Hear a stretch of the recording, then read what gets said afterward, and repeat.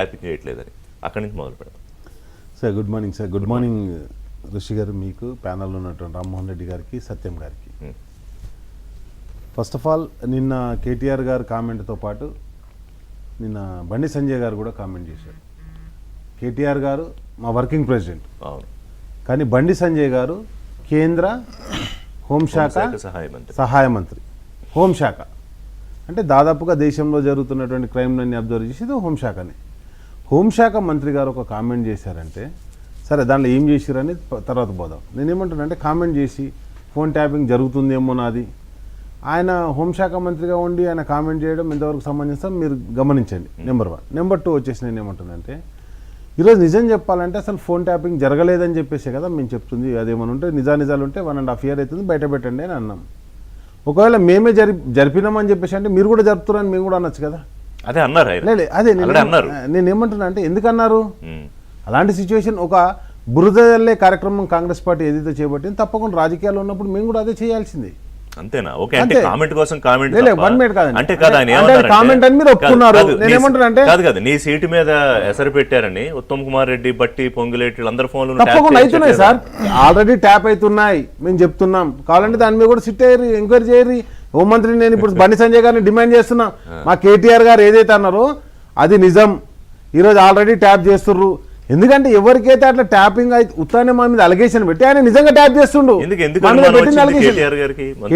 ఇప్పుడు నేనేమంటున్నా అంటే, మంత్రుల ఫోన్లు ట్యాప్ ఎందుకు అవుతున్నాయంటే, మంత్రులను ఎవరైతే మంత్రులే చెప్పుకున్నారు కదా, మేము ఒక అధికారిని కలిసి మాట్లాడేంత లోపల అధికారికి ఆల్రెడీ మేము మాట్లాడేంత, ఒక రిపోర్టర్ తోటి, అధికారి కూడా కాదు, ఒక రిపోర్టర్ తోటి, ఢిల్లీ రిపోర్టర్ తోటి ఒక మంత్రి మాట్లాడిండు. మాట్లాడంగానే ఏం మాట్లాడినామని చెప్పేసి సీఎం నుంచి ఫోన్ పోయిందట రిపోర్టర్. అదే హరీష్ రావు ఏమన్నారంటే, నిన్న నా ఫోన్ ఎందుకు ట్యాప్ అయిందని చెప్తున్నానంటే, నేను ఢిల్లీతో ఒక రిపోర్టర్తో మాట్లాడుతున్నానని మీరు రిపోర్టర్ని ఇది చేస్తారు అంటే మీకు ఎట్లా తెలిసింది సార్? నేను ఏమంటున్నా అంటే, హరీష్ అన్న అన్నది నిజం, అదే విధంగా మంత్రులు అన్నది కూడా నిజం. మంత్రులేమో బయటికి చెప్పుకోలే, హరీష్ అన్న డైరెక్ట్ బయటకు అన్నాడు, ప్రతిపక్ష నాయకుడు కాబట్టి. నేనేమంటా, హరీష్ అన్న చెప్పింది బేస్ చేసుకొని రామన్న అన్నది, కేటీఆర్ గారు అన్నది, అదేవిధంగా మంత్రులు అన్నది బేస్ చేసుకొని రామన్న అన్నది. నేనేమంటున్నా అంటే, ఏ ఆఫీసరు ఏ రిపోర్టరు ఇప్పుడు జనరల్గా ఆఫీసర్ అయితే బయటికి చెప్పుకోడు, సార్ నన్ను సీఎంఓ పిలిచి అడిగింది సార్ అని చెప్పేసి. కానీ రిపోర్టర్కి అట్లా ఉండదు కదా, రిపోర్టర్ స్వేచ్ఛగా మాట్లాడతాను. అవసరం నేను నీతో మాట్లాడితే అది వాళ్ళకెట్లా తెలిసింది, వాళ్ళు ఎట్లా మాట్లాడతారు కదా. అండ్ నెక్స్ట్ చేసి మీరు ఏం మాట్లాడారని అడుగుతారు.